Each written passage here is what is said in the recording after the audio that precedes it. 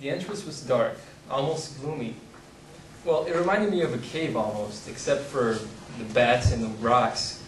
It was a mainly secluded entrance, narrow, murky, leading to one of the greatest exhibitions I had ever seen, marked by a big, bold red sign in cursive letters, Dali.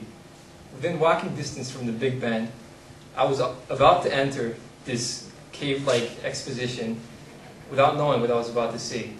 Inside were some of the greatest pieces I had ever seen in my life, all made by one man, Salvador Dali. The year was 2002. I was with my brother and my mom, and we were about to enter this place. I go inside, beautiful art pieces all around me. Now, Salvador Dali was 20th century's most significant contributor to the modern artistic movement of surrealism.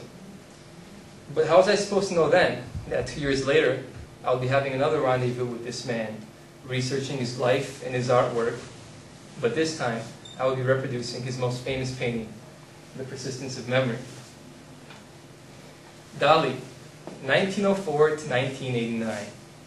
I believe that research intrinsically has a tendency to be dull, maybe even boring, which is why no student ever hops around in a fit of ecstasy whenever a teacher assigns a research paper. However, I also do believe that rules can be bent, and doing research on Salvador Dali is a perfect example. Very few things, if any, about Dali are dull, and none are boring, which is why I actually had fun learning and researching this man and displaying what I learned in my research paper. Creating the research paper required the consultation of about 8 sources, ranging anywhere from internet websites to personal interviews to books. Developing the foundation of knowledge was naturally the first step in this quest to prove that this man was the most significant contributor to surrealism because of his mental instabilities and his psychotic fantasies. Thus, I began laying the groundwork, one resource at a time. First came the biography books and critiques. Because of the fact that my thesis statement was two-pronged, I first had to prove one prong, which in turn led to the second. Namely, I had to show that Salvador Dali had crazy mental instabilities and stranger than normal psychotic fantasies. Having looked over 3 biography books, it all of a sudden became clear to me that this would not be a very challenging task because Salvador Dali was at the very least a bit crazy. For instance, at the age of 5, he pushed a pier off of a bridge onto some rocks 15 feet below, and then went home, spent the afternoon rocking in a chair and eating cherries. At age 6, he one day saw his infant sister crawling on the hallway floor.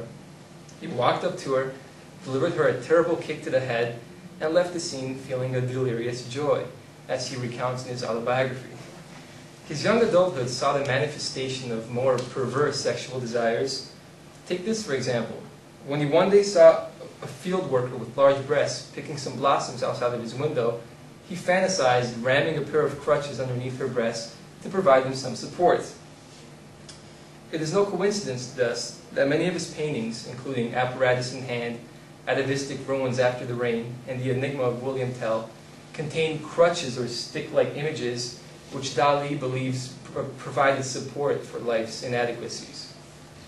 However, the grand prize of fantasies goes to his about Adolf Hitler. Did you ever hear that one? Well, see, in 1934, he had seen some images of this man on television, and he had the reaction that, I guess, some people have when they see him. He lusted for him. I will read to you a series of key words from his own declaration for the sake of time. Although they may be a little out of context, I assure you that the meaning is still there.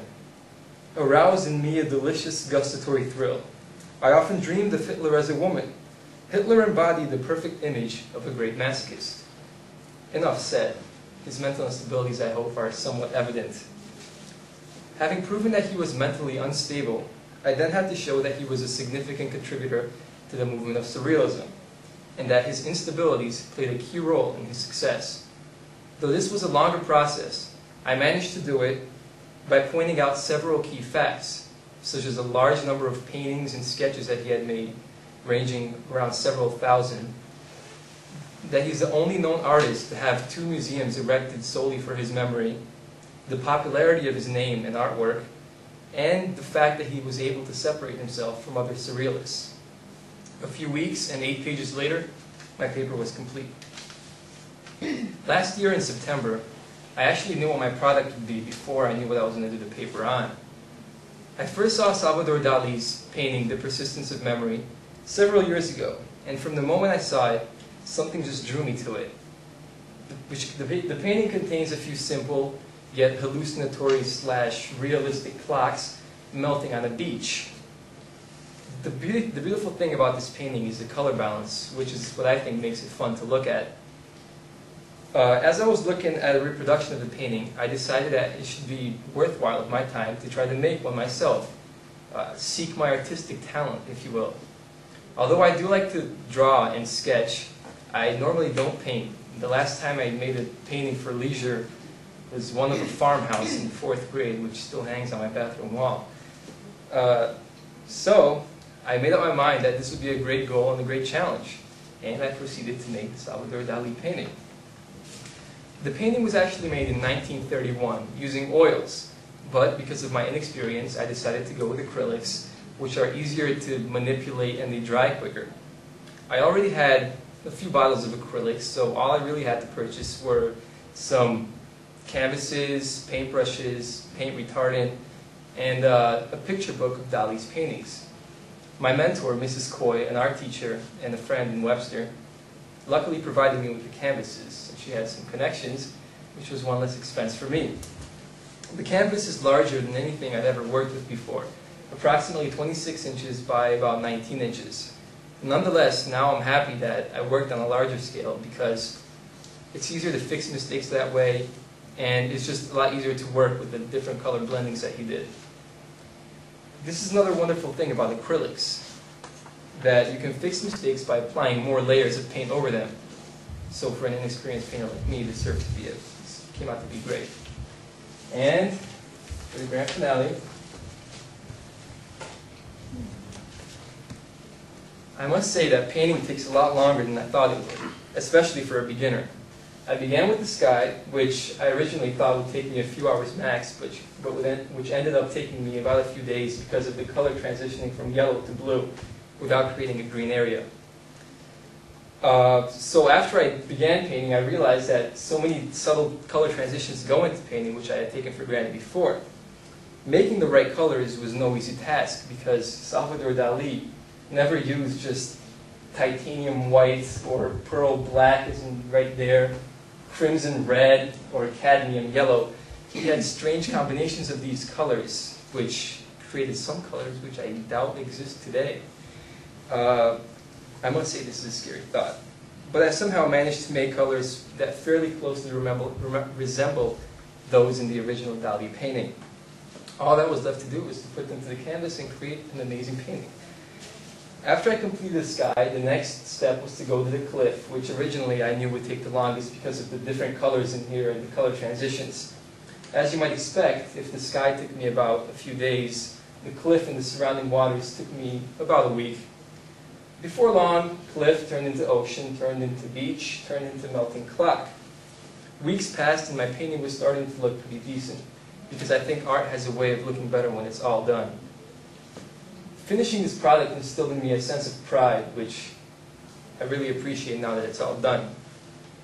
I think that researching Dali and learning about his personal life and his character really helped me to replicate his painting, because I understood the sort of personality that went into it. Replicating this piece also made me respect him and art in general much more, because there's so much tedious work that goes into every stroke of the paintbrush. Even though it was not easy, I really appreciate having done this project, because now society has two, not just one, original persistence of memory. Thank you.